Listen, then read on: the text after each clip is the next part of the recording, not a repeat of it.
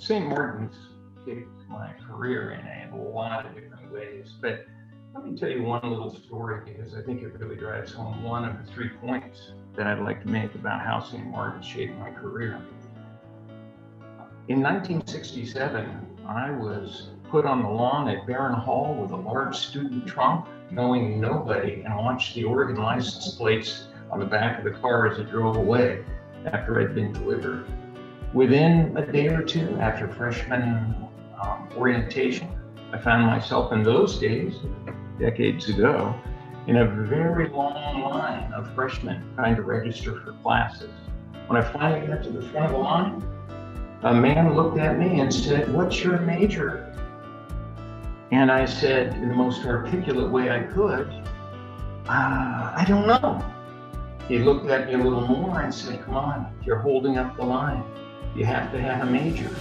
What did you like in high school?" I said, "Biology?" It was more of a question, but it was good enough. He said, "Great. We need bio majors." He stamped a piece of paper, handed it to me, and said, "Report to the 4th floor, hold main. I'll give you your class schedule there." I turned to walk away and looked down and said, but wait, it says chemistry minor." He said, yeah, bio majors are chem minors here. You can always change it later. Well, several things happened in that short 15 seconds of exchange. In 15 seconds, I had set my career path and direction. But more importantly, this is the first example of what I learned at St. Martin's, and that was anticipate, plan, prepare. And third, the Benedictine community, the Benedictine tradition, the spirituality that's there if you want to engage in it, the faith, reason, service, doing the common good.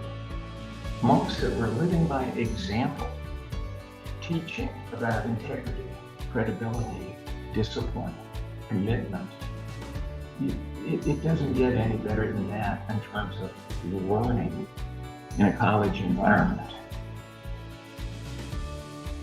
It's humbling, it's overwhelming, and I think I and others who are recognized this way probably pause and think there must be more deserving people among our graduates and students.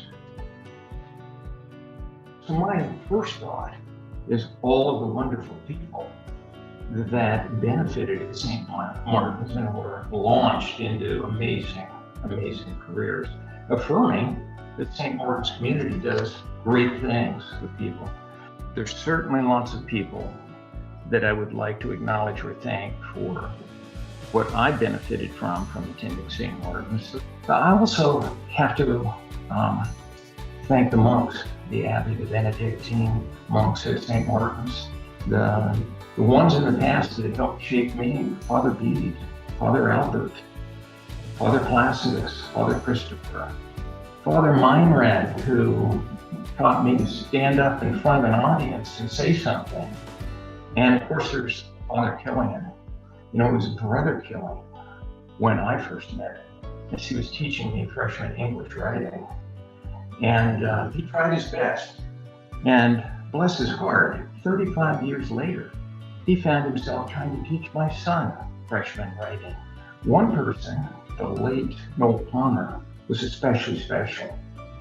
He was 2 years older than me in biology, and he reached back to St. Martin's, part of the community, and said, "Hey, there's a local health department where I work, and it has a job opening." Thanks to the late Noel Palmer, I got into public health, so I credit him for anything I've been able to accomplish well. So many thanks to him. And then, of course, one really special person, my wife, Mary Kay. She's a sweetie. You know, we got married before I graduated from St. Martin's. I had to move quick because I knew she was special.